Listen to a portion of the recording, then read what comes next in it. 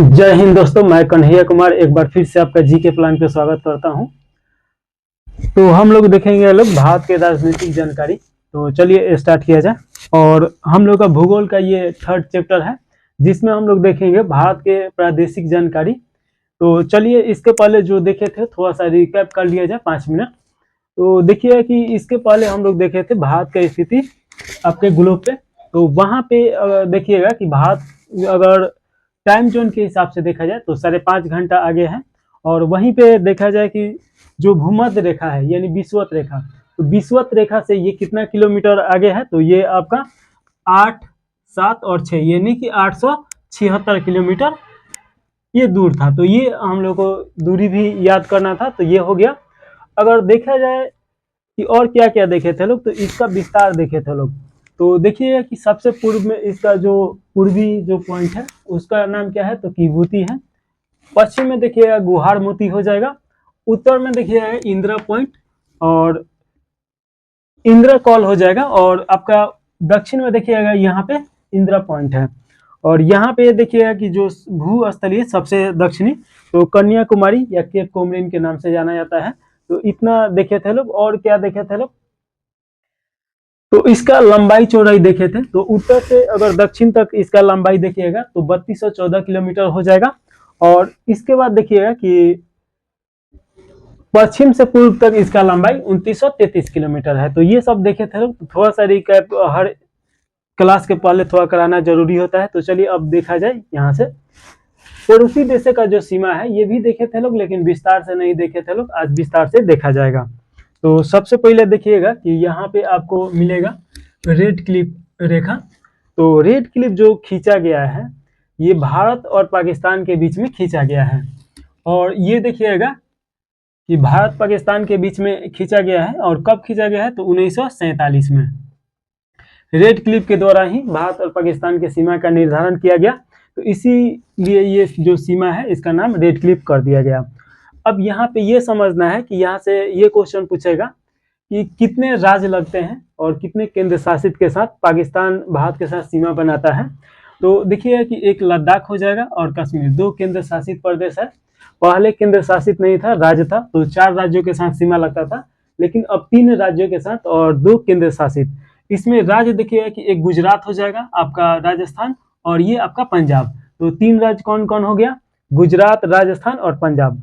अब यहाँ पे एक चीज देखना है कि सबसे ज्यादा सीमा कौन बना रहा है। आपसे क्वेश्चन पूछेगा कि सबसे ज्यादा कौन सा राज्य पाकिस्तान के साथ सीमा बनाता है। तो आप थोड़ा ध्यान से देखिएगा। तो यहाँ से देखिएगा कि यहाँ तक जो राजस्थान है सबसे ज्यादा सीमा पाकिस्तान के साथ बना रहा है। तो एक बार और रिकैप कीजिए, भारत और पाकिस्तान के सीमा का नाम क्या है, तो रेड क्लिफ नाम है। तो ये आपको याद होना चाहिए कि भारत और पाकिस्तान के सीमा का नाम रेड क्लिफ है। कब निर्धारित किया गया, 1947 में। और देखिएगा कि यहाँ से 2 केंद्र शासित प्रदेश कश्मीर, लद्दाख, और 3 राज्य पंजाब, राजस्थान, गुजरात। इसके बाद देखिएगा डुरंड रेखा। तो डुरंड रेखा भी देखे थे लोग, 106 किलोमीटर का इसका डिस्टेंस पड़ता है, यानी कि इसका प्रादेशिक जो सीमा लगता है। और इसका डुरंड रेखा नाम पड़ा 1896 में। तो ये डेट याद रखिएगा, यहाँ से क्वेश्चन पूछेगा।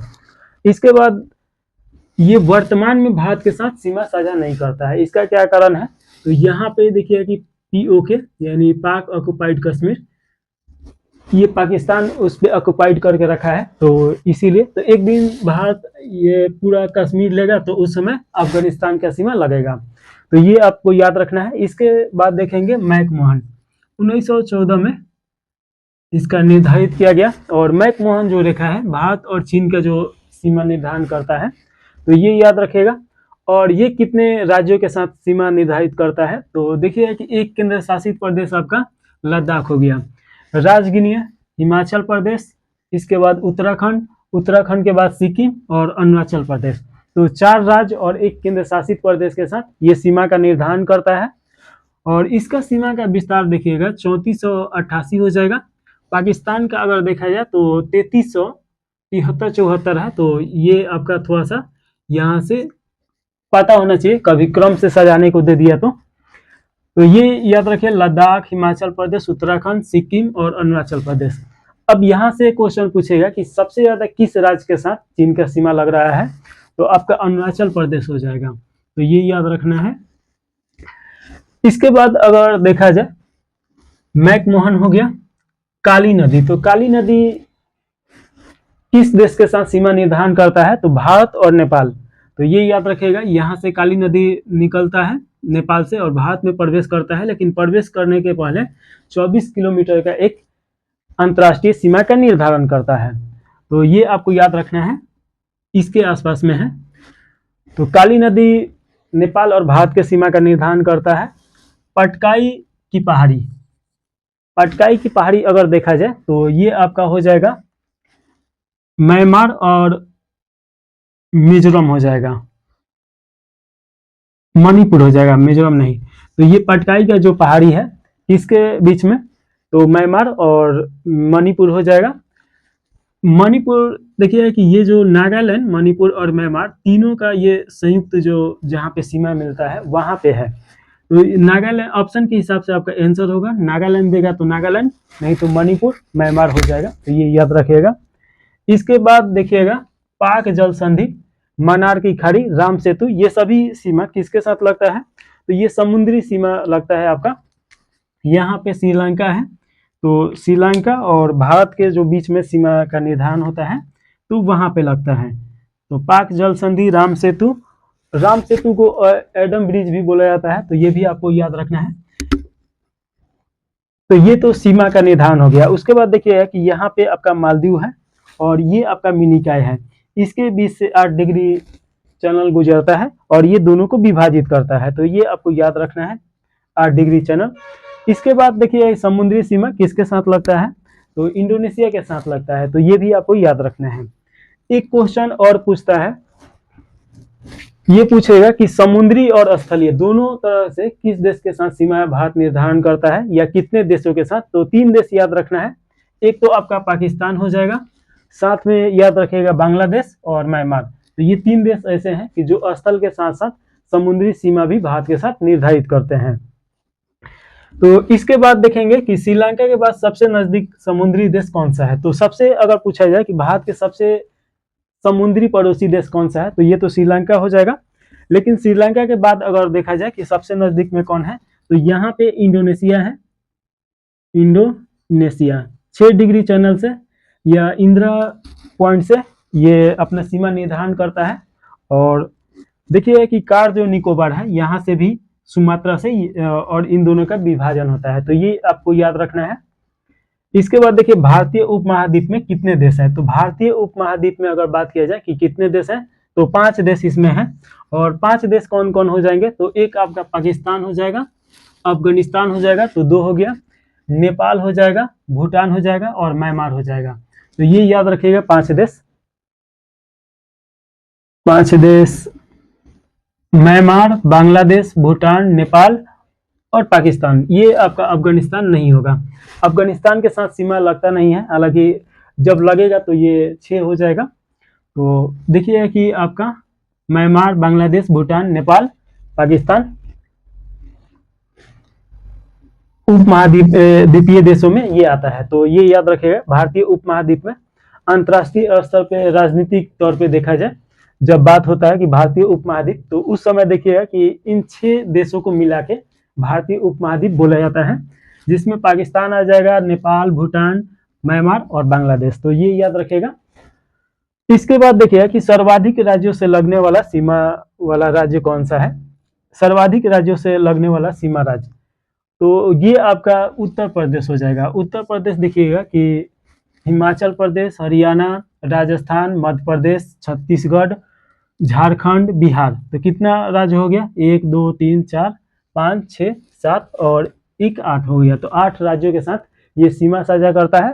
साथ में एक केंद्र शासित प्रदेश यानी कि दिल्ली के साथ भी ये सीमा साझा करता है।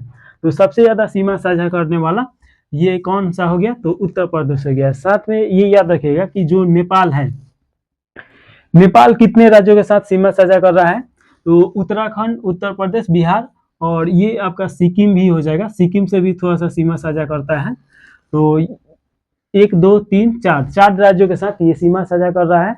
और काली जो नदी है अंतर्राष्ट्रीय सीमा बनाती है। साथ में याद करना है कि जो उत्तर प्रदेश है सबसे ज्यादा नेपाल के साथ सीमा साझा करता है, तो ये याद रखेगा। और नेपाल और बिहार का जो सीमावर्ती क्षेत्र है तो 8 से 10 किलोमीटर का जो क्षेत्र रहता है उसे, चलिए इसका जब बिहार के बारे में पढ़ा जाएगा तो वहां पे देखा जाएगा।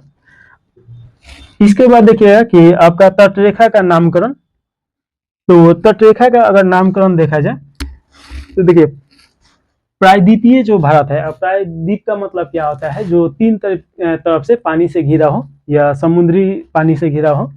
तो जो प्रायद्वीपीय भारत है यहाँ पे 9 राज्यों का यहाँ पे सीमा लगता है समुद्र से। उसमें देखिए कि गुजरात का सबसे ज्यादा लगता है, ये हम लोग पिछले क्लास में भी देखे थे लोग।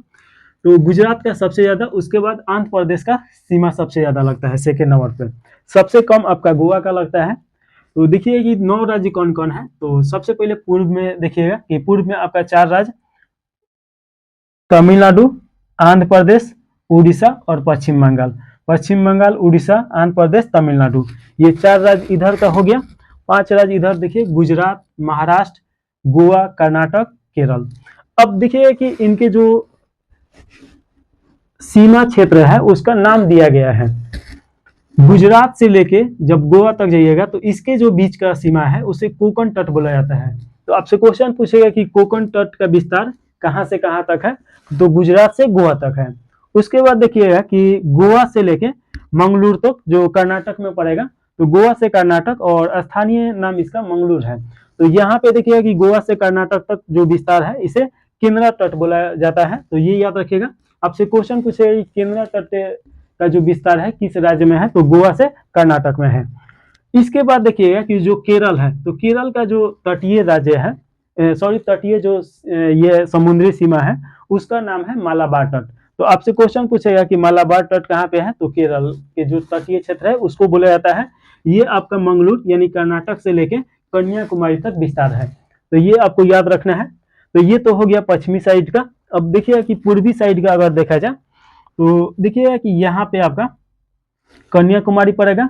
कन्याकुमारी से लेके आंध्र प्रदेश, जो यहाँ पे कृष्णा नदी है, यहाँ तक कन्याकुमारी से लेके कृष्णा नदी तक अगर नदी पूछे तो, नहीं तो कन्याकुमारी से आंध्र प्रदेश के बीच में जो तट होता है तो इसे कोरोमंडल तट बोला जाता है।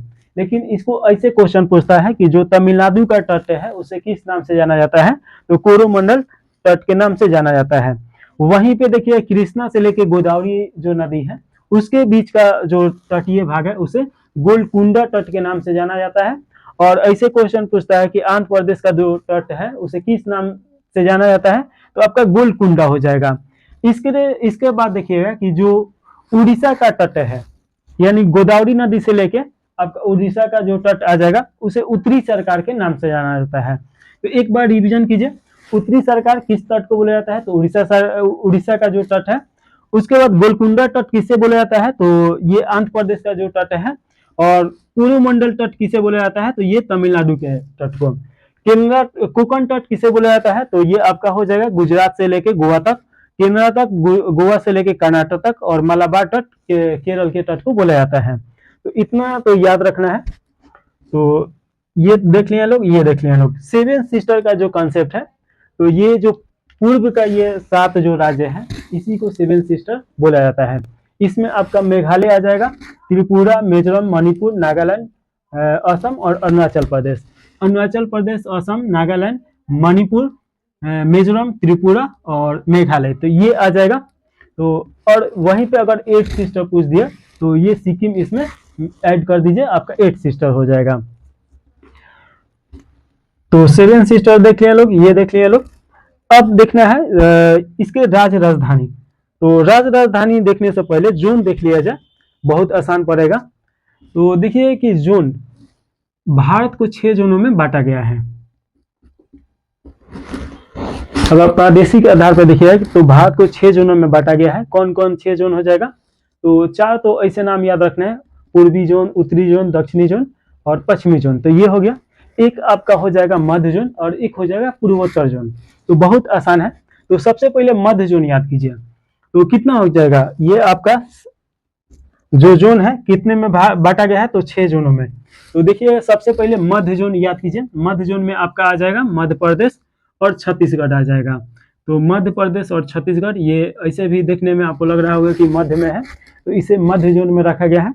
उसके बाद देखिएगा कि उत्तरी जोन में कौन कौन आ जाएगा।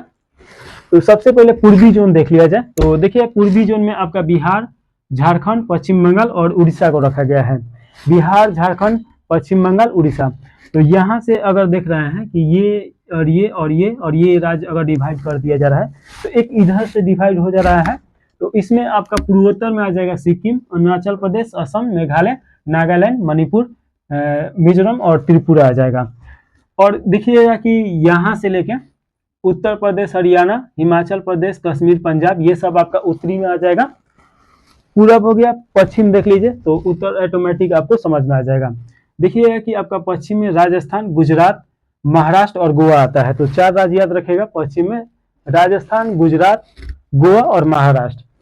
तो ये देखिए ये डिवाइड कर दिए लोग। तो उत्तर में जो बचेगा उत्तर प्रदेश, हरियाणा, हिमाचल प्रदेश, कश्मीर, पंजाब, उत्तराखंड, ये सब आ जाएगा।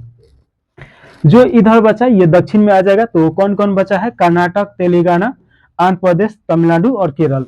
तो ये बहुत आसान है याद करना, सिर्फ ये अब 2 याद कर लीजिएगा तो आसानी से सभी याद हो जाएगा। इसके बाद अगर देखा जाए तो न्यायालय देख लिया जाए कि राज्य राजधानी। तो चलिए पहले राज्य राजधानी देख लिया जाए, फिर न्यायालय देखा जाएगा। तो ऊपर से स्टार्ट किया जाए तो देखिएगा कि पहले तो सबसे पहले आपको याद होना चाहिए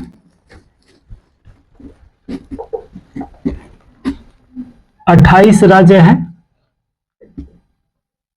और 8 केंद्र प्रदेश है। तो 28 राज्य एक एक करके देखा जाए तो देखिए कि केंद्र शासित प्रदेश और राज्य दोनों देख लिया जाए। तो केंद्र लद्दाख और कश्मीर का जो राजधानी पड़ता है, जम्मू कश्मीर पड़ता है, तो ये याद रखेगा। और हिमाचल प्रदेश देखिएगा तो इसका शिमला हो जाएगा। तो हिमाचल प्रदेश की राजधानी शिमला हो गया। यह जोन वाइज देख लिया जाए, बहुत आसान होगा। तो पहले उत्तर का देख लिया जाए तो ये लद्दाख और कश्मीर का तो हम लोग देख लिया लोग, जम्मू पड़ता है। और आपका देखिएगा कि हिमाचल प्रदेश का शिमला हो जाएगा, उत्तराखंड का देहरादून और गैसेप। तो 2 चीज याद रखना है उत्तराखंड में, गर्मी के दिन में आपका देहरादून और ठंडा के दिन में गैसेप हो जाता है। तो ये आपको याद रखना है, इसका 2 राजधानी है। और हिमाचल प्रदेश का आप देखिए लिए शिमला हो जाएगा। हरियाणा और पंजाब, हरियाणा और पंजाब संयुक्त रूप से देखिएगा तो इसका राजधानी चंडीगढ़ है। तो ये याद रखेगा, चंडीगढ़ आपका हरियाणा में पड़ता है और इन दोनों का ये राजधानी है। उत्तर प्रदेश का अपना लखनऊ हो जाएगा। तो ये याद रखिएगा कि उत्तर प्रदेश के लखनऊ राजधानी है। तो ये तो हम लोग उत्तर का देख लिए लोग। अब इधर से देखिएगा कि राजस्थान की राजधानी आपका जयपुर पड़ता है और जयपुर पिंक सिटी के नाम से भी जाना जाता है। और देखिए गुजरात, गुजरात की राजधानी आपका गांधीनगर हो जाएगा। और इसके नीचे आएंगे मध्य प्रदेश। तो मध्य प्रदेश की राजधानी भोपाल है। और महाराष्ट्र का राजधानी बॉम्बे है, तो ये तो आपको याद ही होगा। गोवा का राजधानी पणजी है। कर्नाटक का राजधानी बेंगलोर है। और केरल का राजधानी तिरुवनंतपुरम है। तमिलनाडु का राजधानी देखिएगा कि चेन्नई हो जाएगा। आंध्र प्रदेश की राजधानी आपका देखिएगा, पहले तेलंगाना और आंध्र प्रदेश दोनों एक ही राज्य में था लेकिन डिवाइड हो गया है। तो तेलंगाना का राजधानी देखिए हैदराबाद हो गया है और आंध्र प्रदेश का राजधानी अमरावती हो गया है। तो ये याद रखना है कि आंध्र प्रदेश की राजधानी कौन सा है, अमरावती है। और तेलंगाना की राजधानी कौन सा है, तो हैदराबाद है। इसके बाद देखिए कि उड़ीसा की राजधानी आपका भुवनेश्वर हो जाएगा। छत्तीसगढ़ की राजधानी रायपुर। पश्चिम बंगाल का राजधानी कोलकाता हो जाएगा। झारखंड का राजधानी रांची।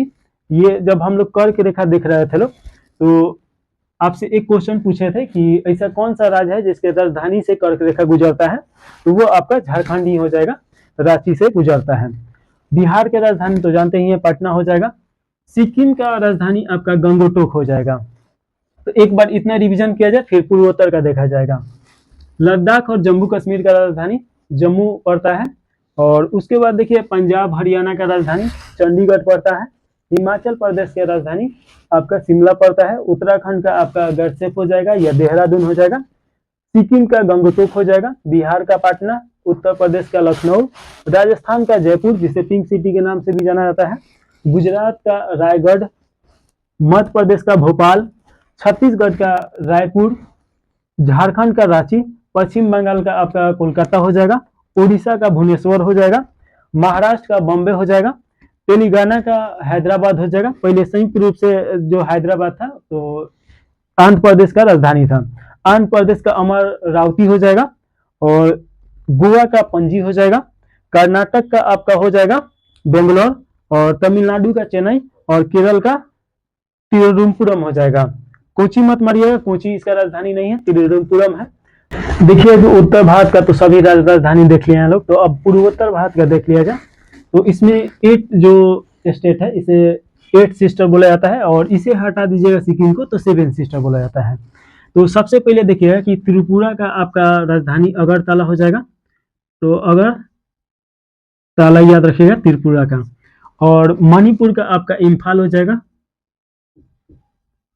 और मिजोरम का आपका आइजोल हो जाएगा, आइजोल, ये जरूर याद रखिएगा, यहां से क्वेश्चन बार बार आता है। और मेघालय का आपका शिलोंग हो जाएगा। तो एक बार देखिएगा, अरुणाचल प्रदेश की राजधानी ईटानगर, असम का राजधानी दिसपुर, नागालैंड का कोहिमा हो जाएगा, मेघालय का आपका आइजोल हो जाएगा, मणिपुर का इम्फाल हो जाएगा, और मिजोरम, मणिपुर का इम्फाल और मिजोरम का आइजोल हो जाएगा, त्रिपुरा का अगरतला हो जाएगा। तो इसको 3-4 बार जरूर पढ़िएगा, क्योंकि यहाँ से क्वेश्चन आता है। अगर राजधानी ही पूछेगा तो ये तो बहुत इजी क्वेश्चन हो गया, लेकिन अगर पूछेगा भी तो इधर से ही पूछता है, और नहीं तो साउथ से पूछेगा। तो ये हो गया। अब देखना है कि 8 जो केंद्र शासित प्रदेश है उन लोगों का राजधानी कहाँ पे है। तो सबसे पहले देखिएगा कि जो 4 केंद्र शासित प्रदेश है ये तो ऊपर में ही है। एक आपका लद्दाख हो जाएगा, इसका राजधानी लेह होता है, और कश्मीर का देखिए कि कश्मीर का राजधानी आपका जम्मू कश्मीर हो जाएगा। तो 2 तो हो गया यहाँ पे, 1 और 2। लद्दाख का लेह राजधानी, पहले दोनों का था, संयुक्त रूप से दोनों एक ही राज्य था, लेकिन अब दोनों केंद्र शासित प्रदेश हो गया है तो राजधानी भी अलग अलग हो गया है। लद्दाख का लेह, कश्मीर का आपका जम्मू कश्मीर हो जाएगा। और वहीं पे देखिएगा कि चंडीगढ़ है, ये भी आपका एक केंद्र शासित प्रदेश है, और चंडीगढ़ स्वयं उसका राजधानी चंडीगढ़ ही है। तो ये याद रखना है कि चंडीगढ़ का राजधानी कौन सा है, तो चंडीगढ़ है। इसके बाद यहाँ पे दिखाई दे रहा होगा, ये आपका दिल्ली है, और दिल्ली का राजधानी आपका कौन सा हो जाएगा, तो नई दिल्ली हो जाएगा। तो 4 केंद्र शासित प्रदेश यहीं पे है। आपका लद्दाख का लेह हो जाएगा, कश्मीर का जम्मू कश्मीर, और यहाँ पे 2 राजधानी हमेशा रहता है, एक ठंडा के लिए, एक गर्मी के दिन में। और देखिए ठंडा के दिन में जम्मू आ जाता है, और जब गर्म रहता है तो कश्मीर चला जाता है। यहाँ पे हरियाणा और पंजाब का राजधानी चंडीगढ़ था, चंडीगढ़ का स्वयं राजधानी चंडीगढ़ है। दिल्ली का राजधानी नई दिल्ली है। तो 4 तो केंद्र शासित देख लिए लोग। अब यहाँ पे देखिए 5वां जो नंबर है ये आपका है दमन दादर नागर हवेली। तो इन सभी का देखिएगा कि दमन का भी और नागर हवेली का भी ये इसका राजधानी आपका दमन होता है। और सबसे कम लिंगा अनुपात यहाँ पे ही है, दमन में ही। तो ये भी आपसे क्वेश्चन पूछता है। और देखिए कि ये किसके तट पे है, तो एक तो कोकण के तट पे है, ऐसे याद रखना है। दूसरा का महाराष्ट्र के तट पे है। तो यहाँ से क्वेश्चन पूछ सकता है कि किस राज्य के तट पे है, तो महाराष्ट्र राज्य के। और भौगोलिक स्थिति में देखिएगा कि कोकण तट के ये अवस्थित है। तो 5 हो गया। छठा देखिएगा कि आपका लक्षद्वीप, लक्षद्वीप का आपका राजधानी करावती पड़ता है। तो ये याद रखना है कि लक्षद्वीप का राजधानी करावती है। तो आपसे क्वेश्चन पूछे करावती किसका राजधानी है, लक्षद्वीप का। साथ में याद रखना है कि अंडमान निकोबार का जो राजधानी है इसका नाम चेंज हो गया है, अब विजयपुरम हो गया है इसका राजधानी। तो आपसे क्वेश्चन पूछा जाए कि विजयपुरम किसका राजधानी है, तो अंडमान निकोबार का है। तो अंडमान निकोबार ये याद रखना है। और साथ में याद रखना है पांडुचेरी। पांडुचेरी देखिएगा कि 3 राज्यों में फैला है। एक तो यहाँ पे आपका हो जाएगा, और केरल के तट को माहे बोला जाता है, और यहाँ पे भी है। तो पांडुचेरी की राजधानी पांडुचेरी ही होता है। तो ये याद रखिएगा। तो इस प्रकार देखिएगा कि 1, 2, 3 और 4, 4, 4, 8 हो गया केंद्र शासित प्रदेश। अब हम लोग को जो देखना है न्यायालय देखना है, जहां से क्वेश्चन बहुत ज्यादा आता है, हर एग्जाम में ही आता है। तो सबसे पहले याद रखना है कि न्यायालय जो पढ़ना है थोड़ा सा कंसेप्ट में पढ़ना है।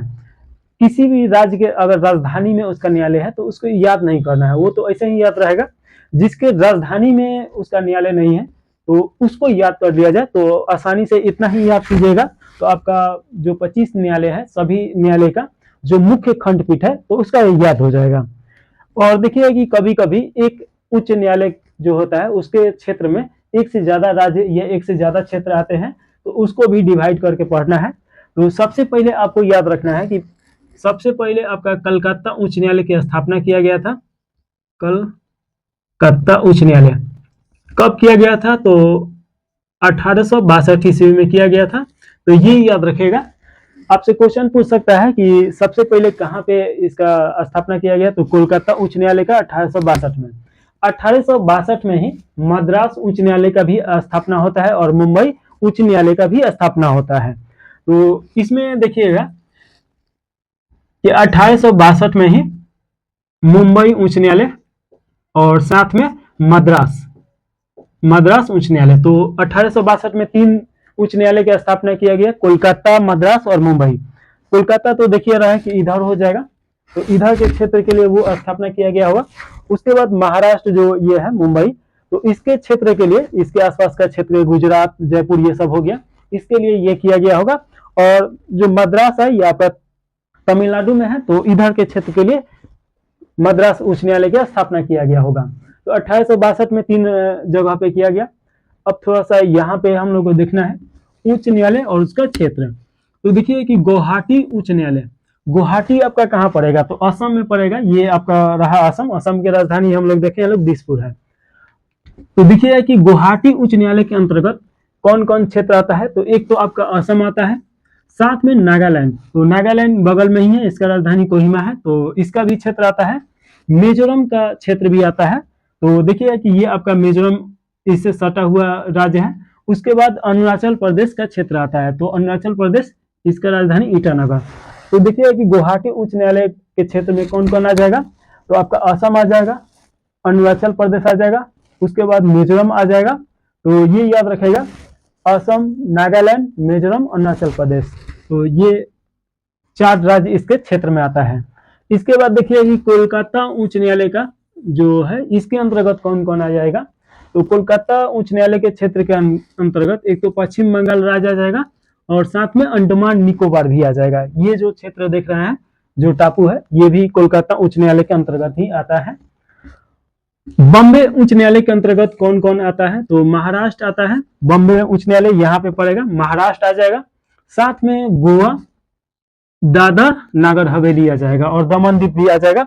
तो ये देखिएगा कि महाराष्ट्र क्षेत्र में दमन द्वीप तो यहीं पे है और गोवा भी यहीं पे है, तो इसके अंतर्गत ये आता है।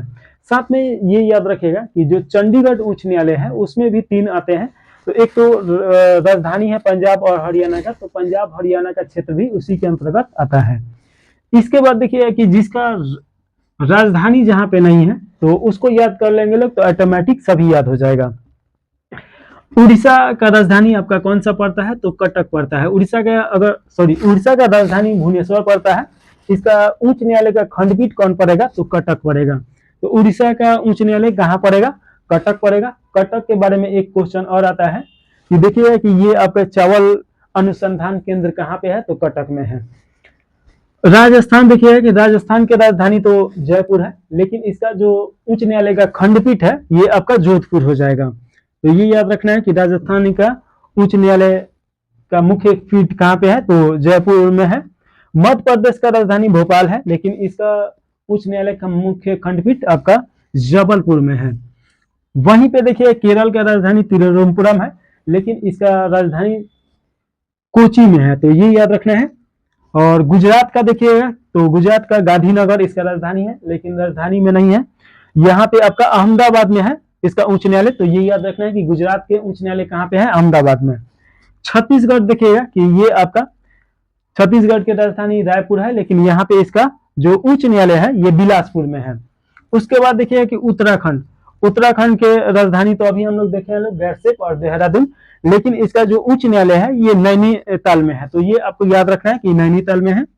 और देखिए कि वर्तमान में भारत में कितने उच्च न्यायालय हैं, ये आपसे क्वेश्चन पूछा जाए तो 25 उच्च न्यायालय है और एक सर्वोच्च न्यायालय आपका दिल्ली सर्वोच्च न्यायालय है, तो ये तो आप जानते ही होंगे।